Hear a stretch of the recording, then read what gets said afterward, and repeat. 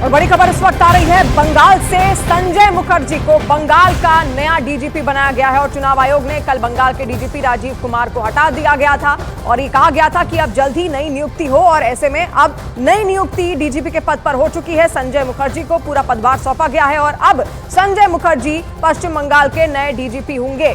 तमाम तरीके के आरोप थे इससे पहले जो पूर्व डीजीपी थे उन पर, लेकिन अब जो उनको हटाया गया, यहाँ पर चुनाव आयोग की ओर से कार्रवाई लगातार की गई और अब नए डीजीपी यहां पर बना दिए गए हैं। तो नए डीजीपी का पदभार संभाल लिया है संजय मुखर्जी ने और कानून व्यवस्था की कमान अब पश्चिम बंगाल में संजय मुखर्जी के हाथ में होगी। कि नया पद उनको दिया गया है क्योंकि कल ही चुनाव आयोग की ओर से कार्रवाई भी यहां पर की जा रही थी और कुछ ही देर में आशिका भी हमारे साथ जुड़ेंगी ज्यादा जानकारी के साथ, उनका भी रुख हम करेंगे। लेकिन फिलहाल ये बड़ी खबर आपको बता दें कि संजय मुखर्जी को पश्चिम बंगाल का नया डीजीपी बना दिया गया है और आशिका इस वक्त हमारे साथ जुड़ रही है। आशिका, और क्या जानकारी मिल रही है?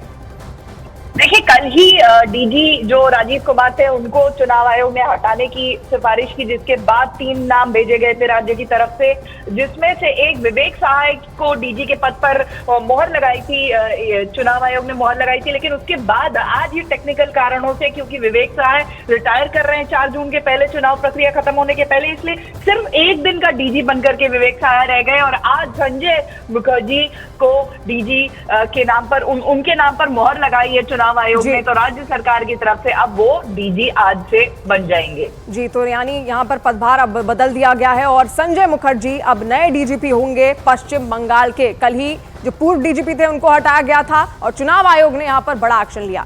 अब बढ़ेंगे झारखंड की खबर की ओर। झारखंड की राजनीति पर इस वक्त की बड़ी खबर आ रही है। झारखंड के पूर्व मुख्यमंत्री हेमंत सोरेन की भाभी सीता सोरेन कुछ ही देर में बीजेपी में शामिल होने वाली हैं। ये खबरें सामने आ रही हैं और सीता सोरेन दिल्ली में ही मौजूद है। उनके साथ उनकी दोनों बेटियां भी बीजेपी का दामन थाम सकती हैं। खबर है कि पार्टी उन्हें झारखंड की चतरा या फिर धनबाद लोकसभा सीट से उनका टिकट उनको दे सकती है और आज सुबह ही सीता सोरेन ने जेएमएम और विधायक पद से इस्तीफा दिया है और चुनाव से पहले सोरेन परिवार में यह बड़ी फूट मानी जा रही है। अपने इस्तीफे में सीता सोरेन ने नाम लिए बिना हेमंत सोरेन पर गंभीर आरोप भी लगाए हैं और उन्होंने साफ लिखा है कि पार्टी का और परिवार दोनों ही जगहों पर उनका अलग थलग उनको किया जा रहा था और उन्होंने अपने खिलाफ साजिश रचे जाने का भी आरोप लगाया है। तो ये बड़ा फेरबदल ठीक लोकसभा चुनाव से पहले झारखंड के अंदर सबसे बड़ी खबर जेएमएम के लिए, जिस तरीके से बीते दिनों हेमंत सोरेन की गिरफ्तारी होती है और उसके बाद यही अटकलें लगाई जा रही थी कि आखिर कौन नया सीएम होगा। तो सीता सोरेन ने अपनी बात खुलकर उस वक्त भी सामने रखी थी और नाराजगी का यह दौर वहीं से शुरू हुआ था।